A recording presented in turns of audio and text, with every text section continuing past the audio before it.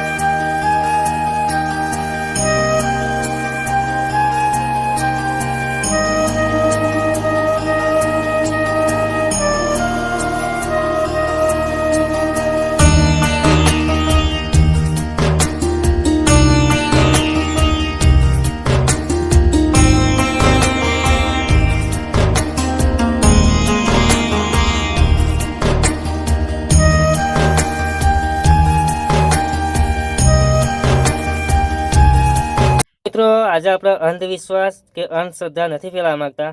લીલાભાઈ ભુવાજી પણ અંધવિશ્વાસ કે અંધશ્રદ્ધા નથી ફેલાવા માંગતા, પણ જે વાસ્તવિકતા હ એ આપણે દર્શાવીશું.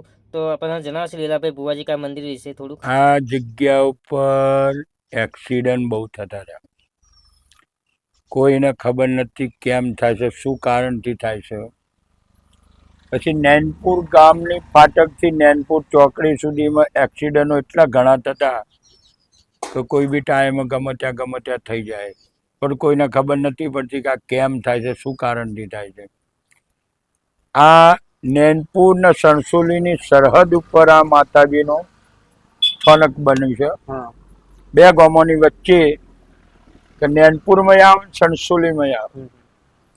હવે આ એક્સિડન્ટો થતા હતા. એમાં હું રાત્રે એક દિવસ અહીં નીકળ્યો એટલે માતાજીએ મને રોક્યો અને મને પૂછ્યું કે તું આમ ક્યાં જાય છે. એટલે હું જતો હતો ચોકડી રાત્રે, મારે થોડુંક કામ હતું. એટલે મેં પૂછ્યું તમે કોણ છો? તો કે હું ચુડેલ છું. કીધું આ એક્સિડન્ટ તું કરો છો? કે હા. હું કીધું 1 મિનિટ, તું આ એક્સિડન્ટ ના કરીશ. તું જે કહું એ અહીંયા આગળ કરી દે. તું સ્થાનિક થઈ જા, તારું સ્થાપન કરી દઈએ. તો કે શું કરશો? કીધું તારે શું જોઈએ છે? તો કે મારે શીરો ચવાણું સાડી શણગાર ને દારૂ. કે તને બધું મળશે પણ હવે એક્સિડન્ટ ના થાય.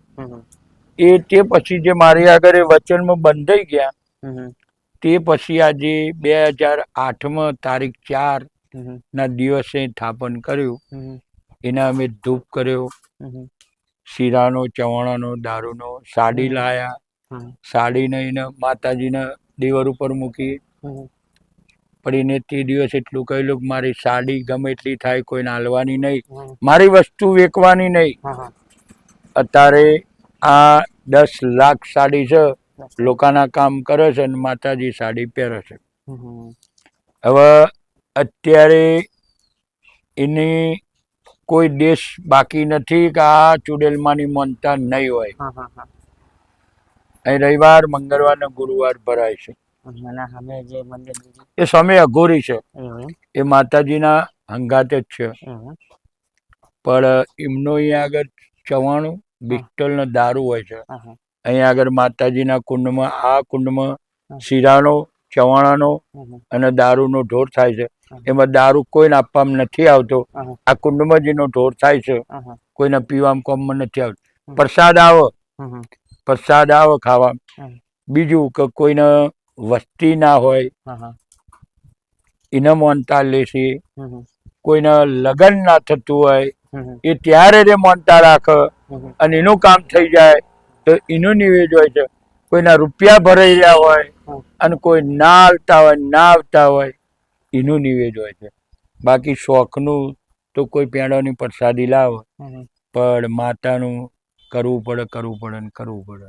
અને મિત્રો બીજી પણ એક વાત હોય ગાડી પણ જે આસ્થાશક્તિ એટલે મતલબ કે તમારી જે આસ્થા હોય એ રીતે તમારે પૈસા મૂકો ને બાકી કોઈ જબરી મતલબ કે તમારે એમ નથી કરતા કે આટલા પૈસા મૂકો, એ વસ્તુ વાત જ નહીં. જે એનું થતું હોય એ જ થાય, એ વિષય જ નહીં.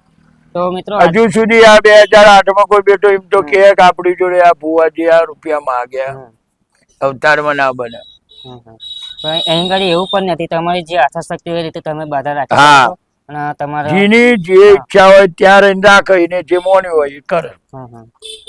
એવું નહીં કે કરવું જ પડે એવું નહીં, પણ એનું કોઈ કામ આજે મોનો કે વસ્તી ના હોય અને વસ્તી થયો તેને બાધા કર્યા શું હતો આવે. બીજું કે કોઈનું લગ્ન ના થતું હોય એ જો માતાની મનતા રાખે ને ઉભો ગયેલો થયો હોય ને લગ્ન થાય તો પછી એ કર્યા વિના શું વાંધો છે. મિત્રો મંદિરની આગળ જ પૂંજા પાણીની એ દુકાનો હોય તો તમારે જે પણ માનતા હોય તો તમે અહીંથી સામાન બધું લઈ શકો છો.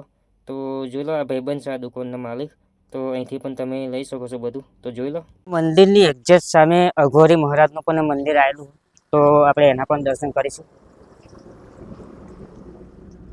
તો જોઈ લો મિત્રો આ છે અઘોરી મહારાજનું મંદિર અને તમે સાડીઓ જોઈ શકો છો મિત્રો વિડીયોની અંદર. તો જોઈ લો મિત્રો તમે જો જોશો તો તમને બધી સાડીઓ જ દેખાશે. તો ચલો આપણે થોડીક બાજુમાં જઈને પણ તમને બતાવું. મંદિરના પાછળના ભાગે આપણે જોઈએ તો જોઈ લો મિત્રો આ બાજુ પણ ઘણી બધી સાડીઓ અંદર લગાવેલી છે.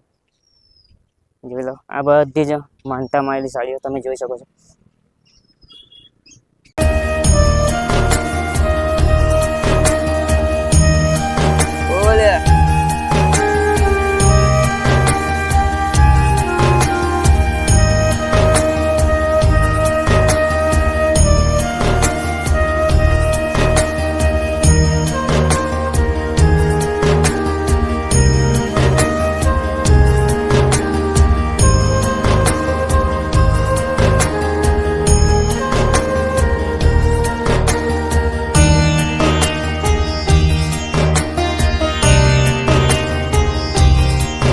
આ હતો ચુડેલ માતાજીનો બ્લોગ.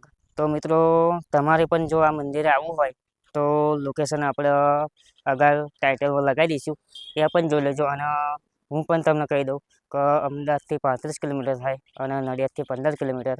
અને અમદાવાદથી તે જે નડિયાદવાળો હાઈવે ખરો એ હાઈવે પર નેનપુર ચોકડી હશે. નેનપુર ચોકડીથી જો તમે અમદાવાદ બાજુથી આવતા હોય તો જમણી સાઈડે વળી જવાનું, અને નડિયાદ બાજુથી જો તમે આવતા હોય તો ડાબી સાઈડે વળી જવાનું. ડાબી સાઈડે તમે જ્યાં વળશો એવી તમને સાડીઓ જોવા મળી જવાની. એ સાડીઓના આધારે તમે મંદિરે પહોંચી જશો. તો જય માતાજી, જય ચુડેલમાં, અને કોમેન્ટમાં જય ચુડેલમાં લખવાનું ભૂલતા નહીં. અને આપણી ચેનલ સબસ્ક્રાઈબ કરી લેજો જેથી કરીને આવા નવા વિડીયો આવા એટલે તમને નોટિફિકેશન મળી જાય. તો જય માતાજી.